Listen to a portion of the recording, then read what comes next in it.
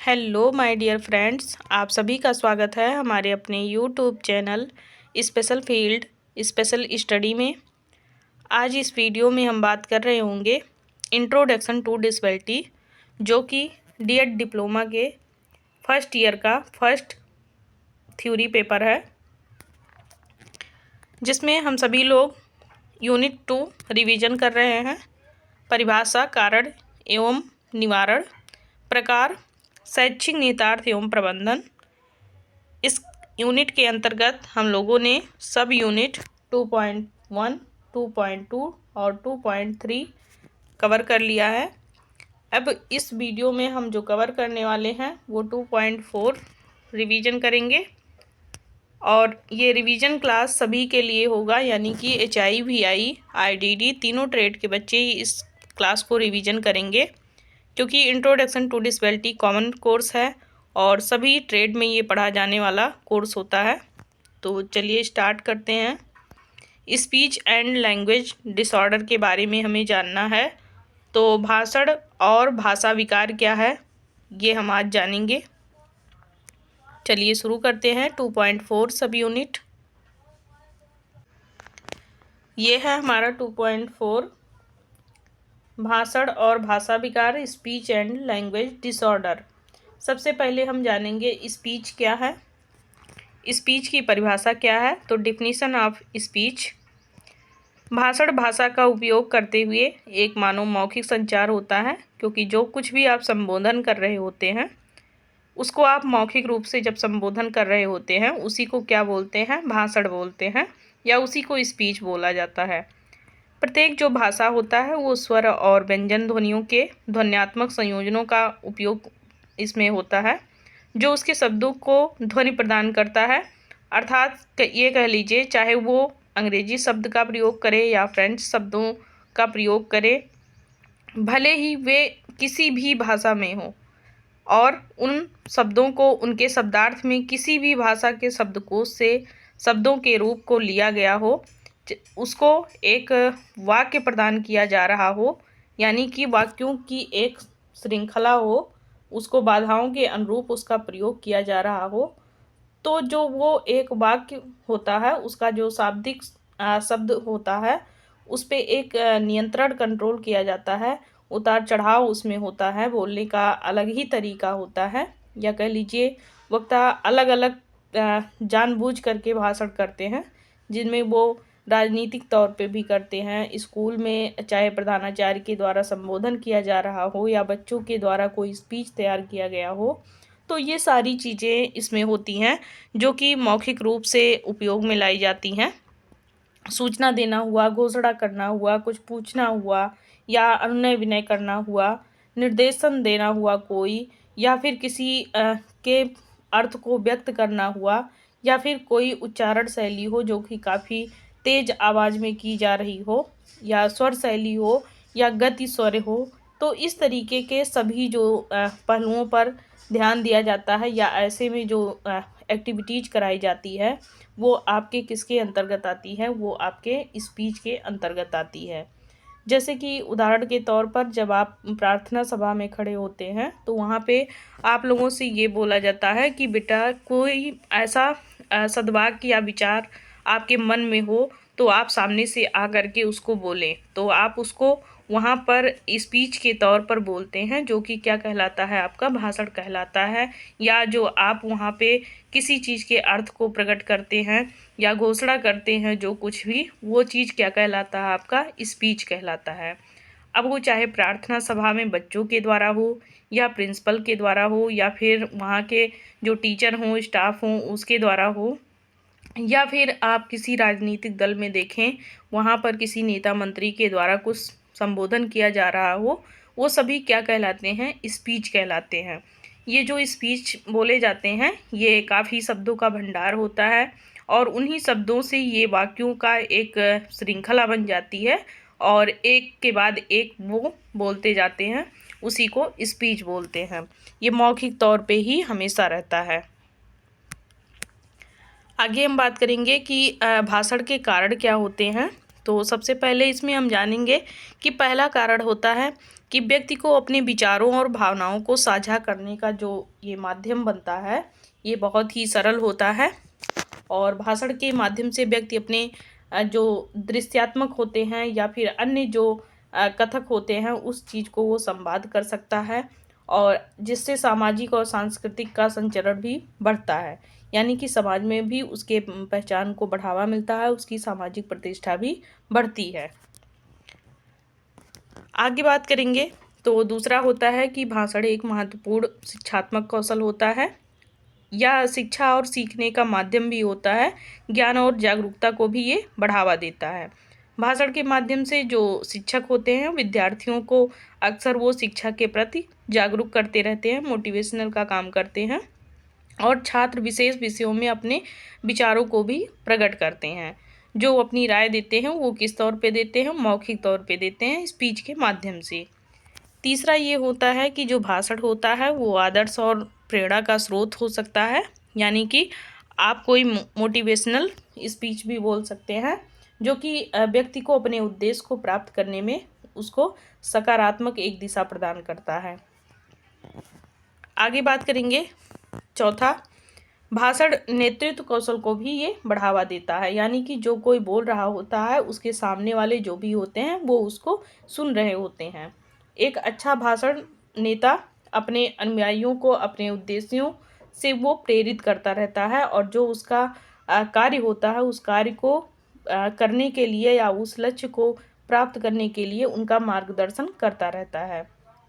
भाषण एक महत्वपूर्ण आवश्यकता भी होती है, जो सामाजिक शिक्षा, प्रेरणा और नेतृत्व के कई पहलुओं को ये महत्वपूर्ण भूमिका के द्वारा निभाता है।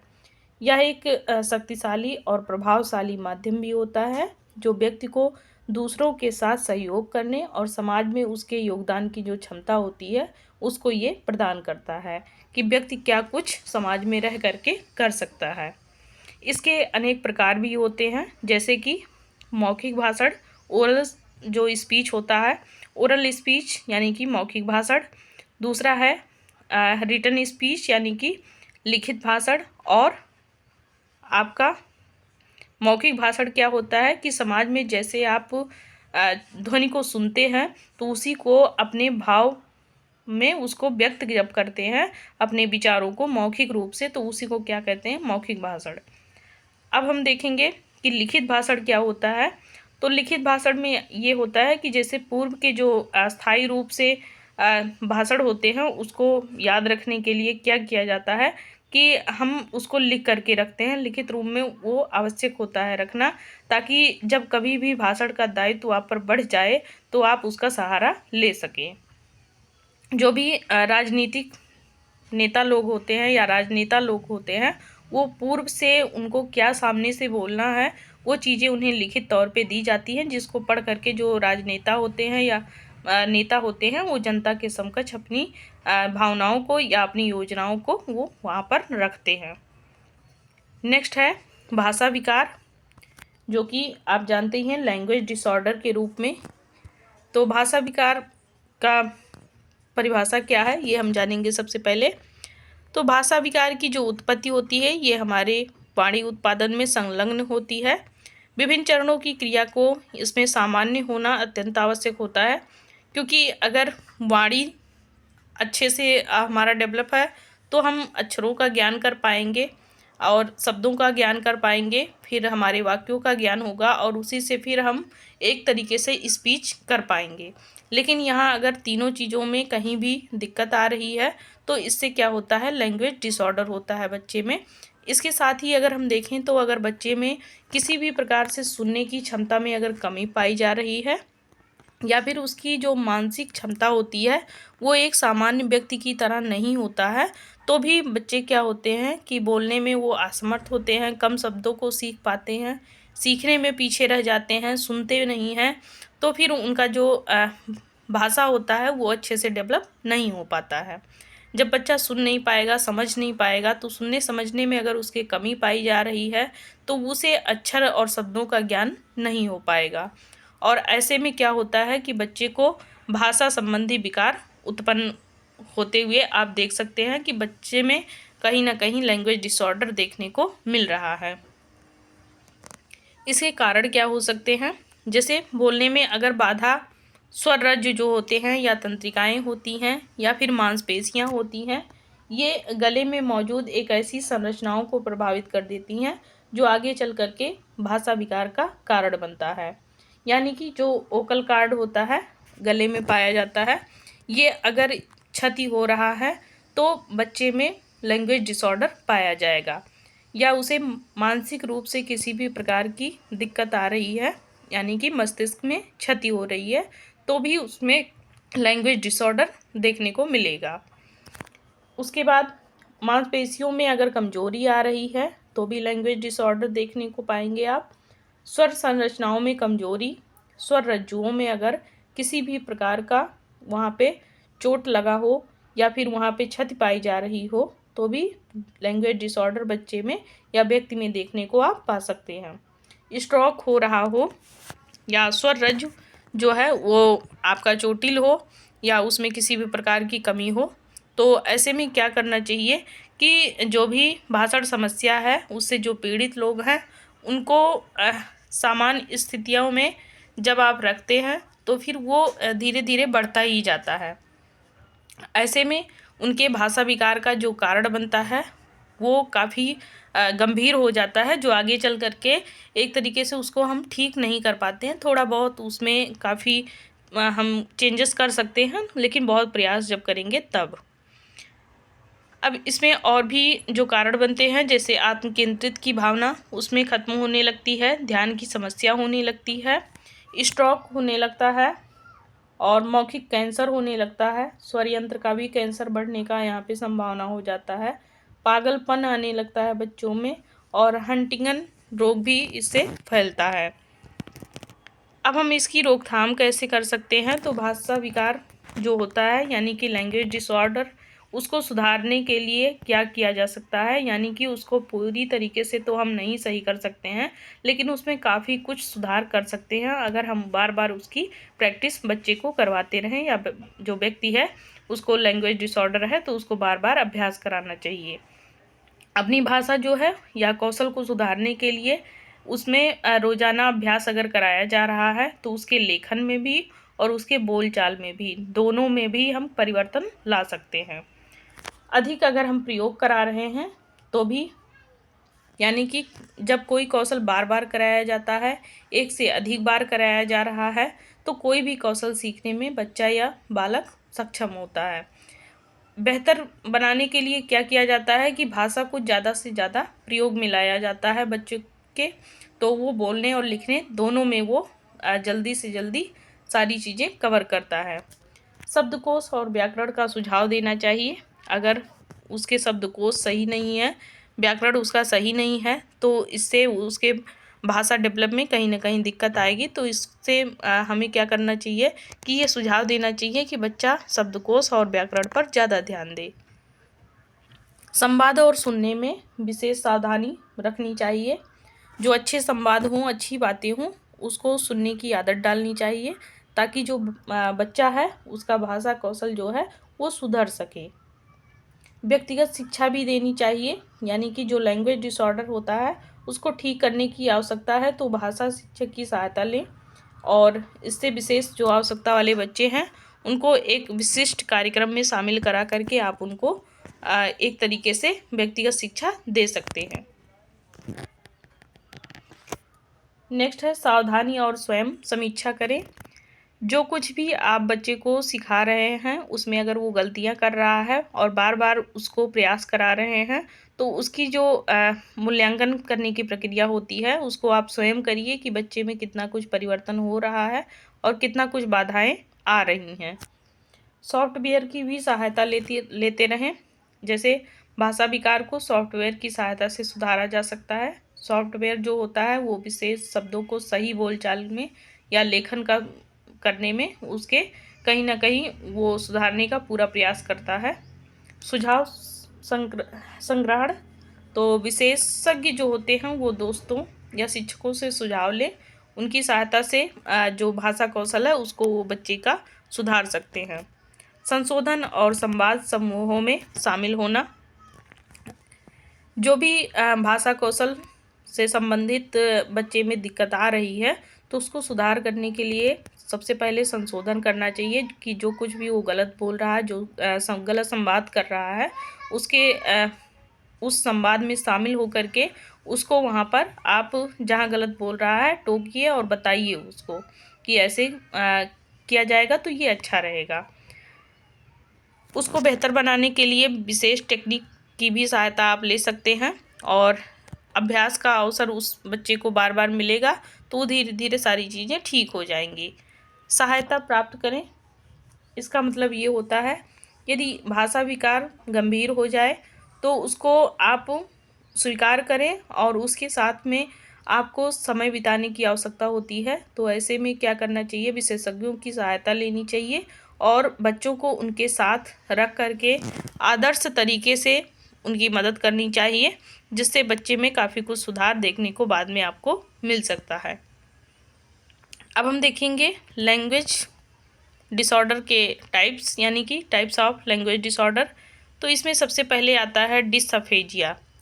डिसअफेजिया जो होता है ये बच्चे के अक्सर मौखिक रूप से जो उसका उच्चारण होता है या उसका स्पीच होता है उस पर ये काफ़ी कुछ प्रभाव डालता है। यह आपके अधिगम क्षमता के अंतर्गत आता है। तो डिसअफेजिया का मतलब होता है भाषा संबंधी अगर विकार पाया जा रहा है तो उसको क्या बोलते हैं, डिसअफेजिया। यानी कि इसमें बच्चे का जो भाषा संबंधी लिखित भाषा हो या पठन भाषा हो वो कहीं ना कहीं अवरुद्ध हो जाता है, उसको अच्छे से वो सीख नहीं पाता है, ग्रहण नहीं कर पाता है, तो बाद में चल कर के वो भाषा संबंधी समस्या देखने को मिलता है। नेक्स्ट है स्वर संबंधी विकार या डिलेक्सिया। ये क्या होता है कि मुख्य मौखिक भाषा विकारों में से एक ये डिसलिया है, या उन विकारों के रूप में समझा जाता है जो जिनमें शब्दों की जो अभिव्यक्ति होती है वो अलग अलग त्रुटियां होती हैं। यानी कि जो कुछ भी यहाँ पे बोला जाता है उसमें जो अलग अलग उसमें गलती दिखाई देती है या सुनाई देती है उन चीज़ों को वहाँ पे ठीक किया जाता है। नेक्स्ट है डिस्फेमिया। डिस्फेमिया क्या होता है, हकलाना या जो बचपन की सरलता विकार होता है उसको बोला जाता है। काफ़ी बच्चों को आप हकलाते हुए देखे होंगे, शब्दों को वो स्पष्ट रूप से बोल नहीं पाते हैं। इसमें जो भी पीड़ित व्यक्ति या बालक होता है वो भाषण के दौरान उसकी जो जीभ होती है वो ऐंठ जाती है, उसमें काफ़ी कुछ रुकावट देखने को मिलता है, जिससे बच्चा जो होता है वो भाषा संप्रेषण जो होता है उसको सामान्य लय से नहीं व्यक्त कर पाता है।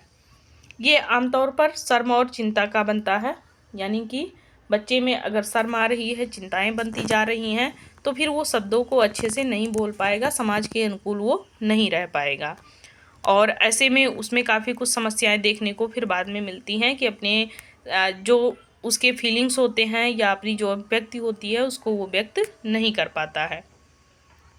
अगला है डिसअर्थ्रिया। तो डिसअर्थ्रिया क्या होता है, इसके रूप में ये एक भाषा विकार होता है जो न्यूरोलॉजिकल समस्या होती है, यानी कि ये कलात्मक शब्दों को सीखने में एक तरीके से बाधित कर देता है। यानी कि जो कलात्मक शब्द होते हैं बच्चों में डेवलप होते हैं उस चीज़ को ये उनमें डेवलप नहीं होने देता है और मुंह और मांसपेशियों से जो भाषण का उत्सर्जन होता है इसको भी ये क्या करता है, रोकता है और बाधित करता है। सामाजिक संचार विकार, इसका मतलब ये होता है कि हम समस्याओं का सामना नहीं करते हैं इस विकार के माध्यम से, बल्कि उसका जो संदेश होता है वो शाब्दिक सामग्री को कलात्मक रूप से समझना यहाँ पर कठिन होता है। तो ऐसे विकार जो होते हैं वो व्यवहारिक उपभोग में गंभीर कठिनाइयों की उपस्थिति को दर्शाते हैं। तो ऐसे में इसकी समस्या को दूर करने के लिए अनेक तरीके होते हैं जिसको इशारों के माध्यम से बातचीत किया जाता है, यानी कि साइन लैंग्वेज का उपयोग किया जाता है इसमें। डिस्ग्लोसिया।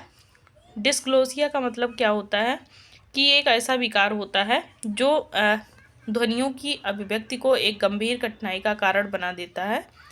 हालांकि ये जो समस्या होती है ये जन्मजात विकृतियों से जैसे स्वयं के आर्गे नोफेनिक अंगों में परिवर्तन की उपस्थिति में पाई जाती है। तो ये शरीर के अंगों की जो आकृति होती है वो विज्ञान में आसानी से पहचानी जाने वाली विफलताएं होती हैं। यानी कि ये भी एक प्रकार से लैंग्वेज डिसऑर्डर है, जो कि बच्चों में उनके जन्मजात अक्सर देखने को मिलती हैं। तो ये था हमारा 2.4 जिसको हम लोगों ने रिवीजन किया, जो कि हमारा लैंग्वेज डिसऑर्डर था, स्पीच एंड लैंग्वेज डिसऑर्डर। तो आप लोगों को जहाँ कहीं भी चीज़ें नहीं समझ में आई होंगी आप लोग पूछ लीजिएगा। नेक्स्ट चैप्टर में हम मिलेंगे बधिरांधता और बहुविकलांगता के साथ में, यानी deaf, blindness and multiple disability क्या होता है, इसको हम रिवीजन करेंगे।